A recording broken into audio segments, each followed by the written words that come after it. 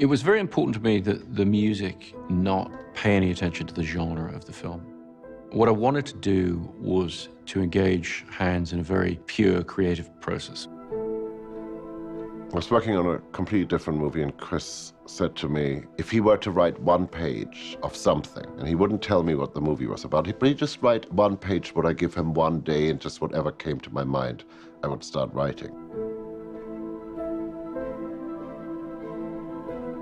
What I wrote for Hans to get him started was some dialogue that I'd written for the film mixed with some ideas behind the film without any indications as to genre or scale, just to free him up from that.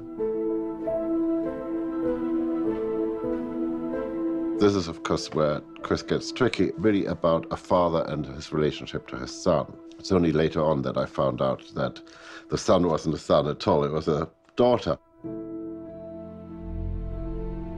I sat down and I wrote this piece really about what it feels like to be a father and what it feels like to have a son, and I was writing about my son.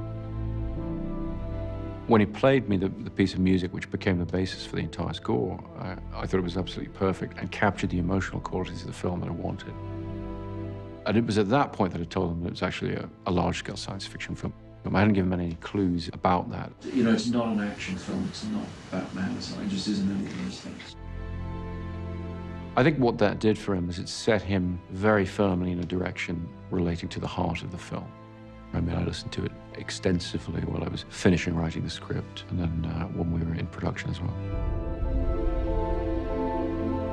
We went to Temple Church in central London, and we set up a mobile recording system. They really wanted him to use the church organ. And I also made the case very strongly for some feeling of religiosity to it, even though the film isn't religious, but that the organ, the architecture of cathedrals and all the rest, they represent mankind's attempt to portray the mystical or the metaphysical, what's beyond us, beyond the realm of the everyday. The live, real human will always give you this extra piece of magic. And we got plenty of magic in Roger.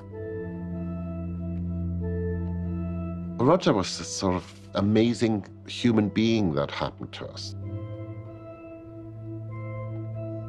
This humble man who is just an extraordinary player. He would play me the sample and said, well, what have you got? And I would give him a selection. He said, oh, that's a little too heavy, or that's a little too bright, or that's a little too harsh. Once he began to realize what the capabilities of this organ were, he began to get more adventurous, and we began to sort of create as we were going. You know, how about this, Hans? Yeah, I like that, that's good, sort of thing, but it's not what he had in mind. The organ really is a huge, complicated synthesizer. If you think about it, you have a pipe, and air blows through it, and that makes a sound, and it makes the sound of one pitch. And then if you want to shift color, you add another pipe to it, and you add more pipes. And so it becomes these really very, very complex harmonic structures.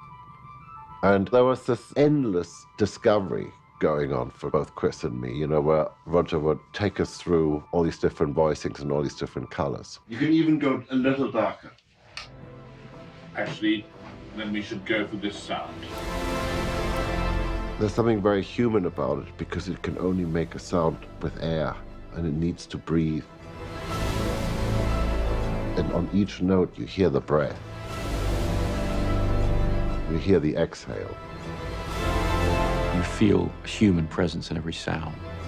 And I think that was very important to keeping the film about not just the space that we're looking at, but the people in that space.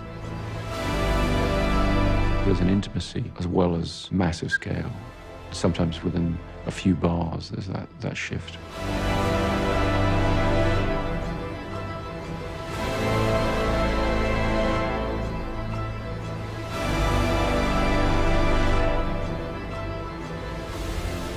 Pulling out all the stops, I now know what that expression means for real.